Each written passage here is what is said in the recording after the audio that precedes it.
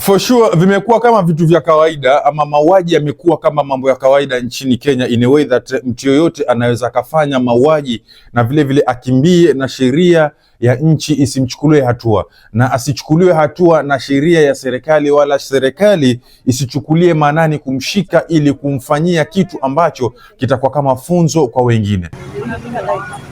Light haitakuwa sahihi kwa sababu ya nini? Simu yangu iko 11. Kwa mochari nini ahiri kwa nani mochari mimi sikuelewi amewekwa huko I guess. Hatuelewi Kiswahili.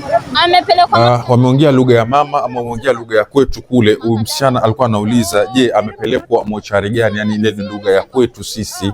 Sitaki kusema ni lugha gani, lakini wale ambao wanaifahamu wamejua ni lugha gani. So it was like huyu dereva wa hino gari, I need to explain this thing because hii si mara ya kwanza kufanyika, na najua haitakuwa mara ya mwisho kufanyika, na najua pia wewe labda ushaisikia tayari ishaifanyika, because mimi tayari mwenyewe pia I do remember ishaifanyika kwa macho yangu, nikishuhudia, nikiona. So huyu dereva alikuwa ni dereva matatu ambaye alikuwa yeye pamoja na familia yake, in a way that walikuwa wana drive ama they are driving to go somewhere, na kwenye njia ambayo ilikuwa ni sehemu za Shanzu Majaoni, saidi za Mtwapa karibu hapo, of which this is Mombasa County if I'm not wrong.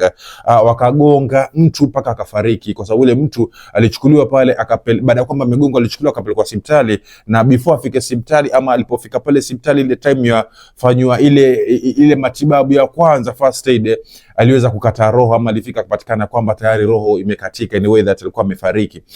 So what happened ni kwamba ile family ya huyu mtu ambaye alikuwa amegongwa walikuwa na ile amra, ni ile hasira ile ambayo walikuwa nayo, na wakaamua kuchoma ile gari ambayo imefanya ile ajali pale. Na kwa sababu gani ile gari imechoma? Kwa sababu aliyegonga ama ile dereva ambaye alisababisha ile ajali, after kwamba amefanya kile kitendo pale, alikimbia kenda zake akaingia mitini.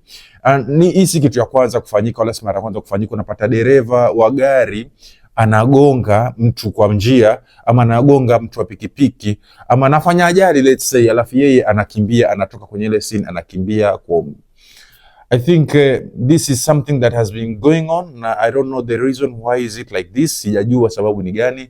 Sijajua kama ni kuogopa wale watu wa pale mahali, kwa sababu wanadhani kama watampiga yule dereva, because I do remember hata sehemu fulani inaitwa Chumani pia, this thing has been there a lot of times. Unapata dereva anagonga mtu, once akishagonga mtu anaingia msituni, anakimbia, anaacha ile gari pale, watu wa bodaboda ama wale watu pale mtaani wanachoma ile gari, wanaidunga moto. So si mara ya kwanza kufanyika, na sijui sababu kubwa ni gani. Nataka ushuke kwenye comment hapo uniambie kitu gani ambacho kinasababisha dereva once akishafanya ajali anakimbia na anaacha ile gari pale. Na mwisho wa siku ni kwa nini pia hawa watu ambao wako na hasira hapa, instead wamtafute ama mkimbizi wamshike ile dereva, wanaachana naye akimbia, au wanadili na hino gari, wanaitia moto ama wanaiunguza, alafu wanaacha pale pale. Polisi wakishakuja wanapata gari imechomwa, na wanakuja kosa yule mtu ama wanakosa yule dereva ambaye amesababisha ile ajali. Na mwisho wa siku polisi hawamtafuti yule dereva wakamfunga, ama endapo watamtafuta watampata. Kwa nini hawaleti taswira kwa jamii ya kwamba ile ajali iliyofanyika sehemu fulani na fulani, ile dereva aliyesababisha ile ajali tumemshika na tumemtia ndani? Why is it like this? What's happening?